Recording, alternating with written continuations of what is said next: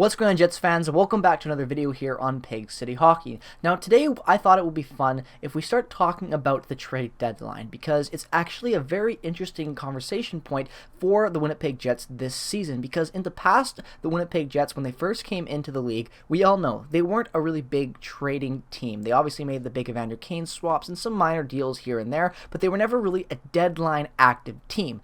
That all changed though once the Winnipeg Jets really started to go out there and try to acquire talent to make this better in the Cup run era that you would say in the Western Conference Final era. Obviously, you have the Paul Stastny trade, the Kevin Hayes trade, and all the other types of moves that have been made and the depth players that were brought in as well. And I think because of the season that we're in right now, the Winnipeg Jets are out of the playoffs. I'm recording this right now during the game with Philadelphia, where it is currently 1-1, so we're going to have to see how that outcome goes, and obviously the recap reaction will be already out, so go check that out if you haven't already. But either way, I think it'd be fun to talk about this because I really think the Jets are going to be sellers at the deadline for the first time in franchise history, like real sellers. I don't think the Jets are going to find themselves in this hunt for a playoff spot within the next couple of months, not with the consistency problems that we've seen throughout the entire season, and we all know the Jets are not a second half team.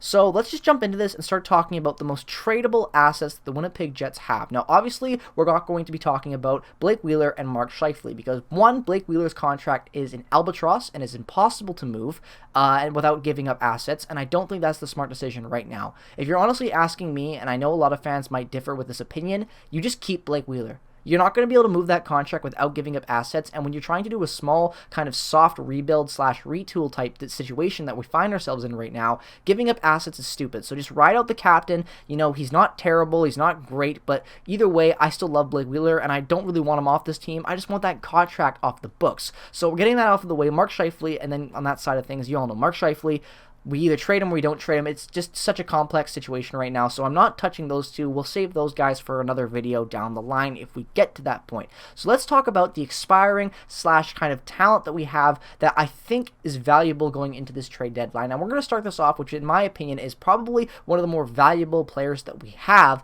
and that is Paul Stastny. Paul Stastny is currently making $3.75 million and will be expiring at the end of this year, going into unrestricted free agency. And even though he's 36 years old, a very, very long time veteran of this league, just played his 1,000th game last season. He's played 1,031 games. He has been so damn consistent when it comes to in the regular season and also being a playoff warrior. And I think that Paul Stastny, in a perfect world, could fetch you a first-round pick. And I base that off of what the Leafs paid last year for Nick Foligno at the trade deadline. Although Nick Foligno was a captain, you could argue that Paul Stastny is an unofficial captain of the Winnipeg Jets. He doesn't wear a letter, but he easily could be the captain or the assistant captain if we were looking for a change of scenery in that department. I think that Paul Stastny has a ton of value. When you look at his season so far, in only 30 games played, he's got 11 goals, 9 assists for 20 points. And when you look at his playoff stats, they speak for themselves. In his playoff stats, in over 103 playoff games in his career at the NHL level, he's put up 26 points, 43 assists for 69 points. I think that's a very consistent number for the fact that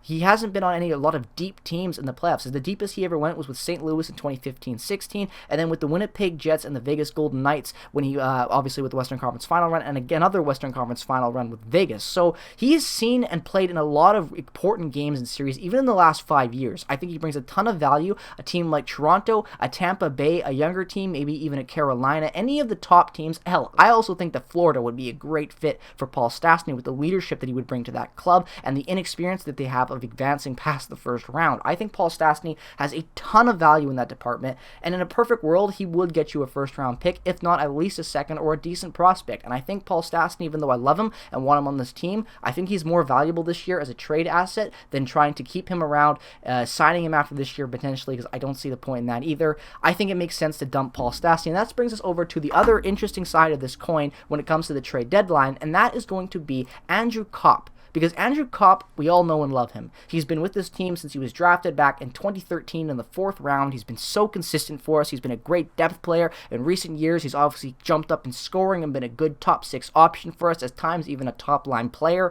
I think Andrew Copp is easily a first-round pick worth at the deadline. He's got in 41 games played this year, 12 goals, 16 assists for 28 points. His career high is 15 goals. That was last year. He's already got 12 in 41 games. He had 15 in 55. I think he probably probably could get 20 goals if he can put a little stretch together for himself. He's got so much trade value in that sense, and I easily think he gets a first-round pick, because if you are a team trying to trade right now for any type of run, and you're looking for any type of support, you want a guy that can be good in your top 6 and a guy that can be good in the bottom 6, and that's exactly what Paul Stastny and Andrew Copp bring. They can play anywhere in your lineup, 5-on-5, penalty kill, power play, either way you can put, any way you put these guys on the ice, that they're going to find success. We know that, the stats prove it, the advanced stats prove it. These guys are good everywhere. I think they're easily first-round picks, and if not Stastny, Andrew Copp definitely is worth a first-round pick. Even though he's expiring, Andrew Copp could be one of the primo rental players going into this deadline if he is made available, because he's also only making $3.6 million. Both Stastny and Copp are making under $4 million, so even if the Jets retained a little bit of cap moving these guys out in that situation, these are extremely valuable, cheap contracts that are really good top 6 options and depth options for a team trying to push into the playoffs. That's why the Jets wanted to keep these guys around on these affordable deals last offseason. We thought we would be in a playoff situation. Obviously, we're not right now. So I think these guys bring a ton of value to this club. And that's going to wrap up kind of the most tradable assets that we have, I think, and the guys that definitely 100%, if we are out of the playoffs, will be moved. I don't think we can keep Andrew Copp at the cap that he's going to be wanting, especially after the season PLD has had and the development we've seen on his spectrum in his game compared to where he was last year, and his overall growth in the NHL so far, even with Columbus. I think both these guys could easily be top primo returns at the deadline. But that brings us over now to the guys that I think are more of an interesting type of pieces that you can move. And the first one kicking off is going to be Brendan Dillon. Now, I know what you might be thinking. Why would we trade a guy that we just gave up 2 second-round picks for in the offseason and trade him already at the deadline? Well, what it comes down to is we don't need Brendan Dillon anymore. Brendan Dillon hasn't been terrible with the Winnipeg Jets this year. He hasn't been amazing either, but he hasn't been this guy that I think has earned he's guaranteed keep run out his contract. I think with the fact that he's got 2 years left on his current deal at making $3.9, just shy of $4 million, it's slight overpay, but he does bring a lot of value and is a good top 4 option. I think with that term left, I think you could find a good trade package and partner for Brendan Dillon, because of the fact he's got some term left, even though he's not even close to the level of what Mattias Ekholm was. Mattias Ekholm was looking for a king's ransom when the Nashville Predators were looking to trade him last year. We talked about this a lot from the Jets standpoint, with them trying to go out and find defense potentially at the deadline. They didn't end up doing that, but he was still an option that we pursued, and a lot of other teams did as well. Brendan Dillon doesn't have that pedigree obviously, but I think with that term left on his deal, he could be appealing to a team where they're looking for some defense, but also not really exactly ready to plug in their defensive prospects yet. And that's why Brendan Dillon on the Jets side of things should be traded, because the Jets, I feel like, undervalued how good their defensive prospects are, because now you have Ville Heinola, Dylan Samberg, and a surprise appearance this season of Declan Chisholm being really damn good at the NHL level. Do I think Declan Chisholm was a guaranteed NHL bona fide ready player? No, but I think him being able to play last season with the Manitoba Moose, like Cole Perfetti was, and jump in and play early, has accelerated his development by potentially even a year and a half, and that is huge right now for this Jets retool window, because you have young defensive prospects that are ready to go really, really quickly. So obviously you have Josh Morrissey, Neil Pionk, Nate Schmidt all under term for a long time. Those guys aren't really appealing contracts to move. Do I think you could do better with the cap invested on those guys? Maybe a little bit, but they're still good core top 4 options. You plug in this youth we have down there, and I think you've got a really good stable defense that has a lot of time left in the future and now to help you win. So if we don't move Brendan Dillon, it's not the end of the world, but I think because of how good the defensive prospects have been of late, I think he is expendable now. And that kind of brings us to round out this list, the last 2 players, which are kind of prospects, kind of weird. One of them, you could argue, has no value. The other is kind of, why would you trade him? But they're just me giving my opinion. And that's Nathan Beaulieu and Jansen Harkins.